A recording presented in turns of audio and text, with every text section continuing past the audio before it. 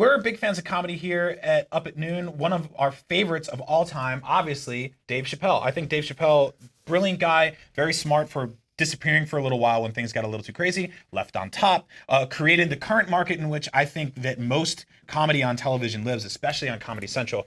Comedy is in a very tough place right now because you can't workshop anything anywhere without somebody pulling out their phone and filming you and leaking it to Twitter or YouTube or Twitch or anywhere and basically ruining your bit as you're coming up with it on the fly. So Dave Chappelle has partnered with a tech startup called Yonder to create a sleeve that you put your phone into when you enter a club or whatever physical space is aligned for this event, where you can't access your phone. It's actually shut down and closed off until the event is over.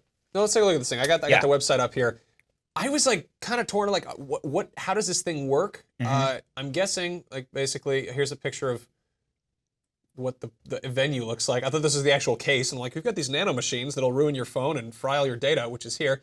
No, you see right here, it's just a case, you slide your phone in, it locks, and then I guess it's kind of, there's probably some GPS thing where you walk outside to, you know, call your friends or stand near people smoking cigarettes. Yeah, you get out there to the phone zone. Now, obviously, this seems like a problem that's almost impossible to solve for, right? I mean, there's Apple Watches, there's all these other devices. Even if they block your phone, you might have another phone. You might have some sort of camera on you.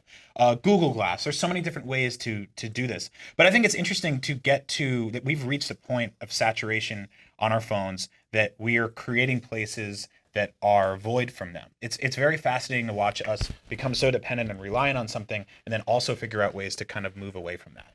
I think attention spans in general have kind of decreased since phones became so prevalent everywhere. Yeah. So it's interesting to see something like this happen. I don't know where else this would work. I know it makes sense for comedians and stuff like that, but I think musicians could musicians, I would love to see it just for movie theaters. I think it'd be really cool if they did something in movie theaters where some way to disable your phone. Right. Like, you've heard about that, where there's areas where they just try to, like, they block out signals or whatever. Yeah.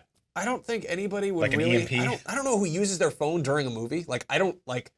Who are you? There's a word for it. I can't say it. Right. We can't say it, but it's like... It's a bad word. Just don't do it. Just turn them off. It's great because you're in this room with something that isn't real life, and you don't have to look at your phone for 2.5 hours. I don't know if there's some sleeve in the. I think that's a great idea. Really cool. How long do you think before we see something like this at Comic-Con? Because I know we talked about the Batman vs Superman trailer before, but for the longest time, the only version of the Batman vs Superman trailer we had was leaked from Hall H that somebody pulled out their phone and filmed, and that's all we had to go with. I mean, that's a huge land grab for these guys.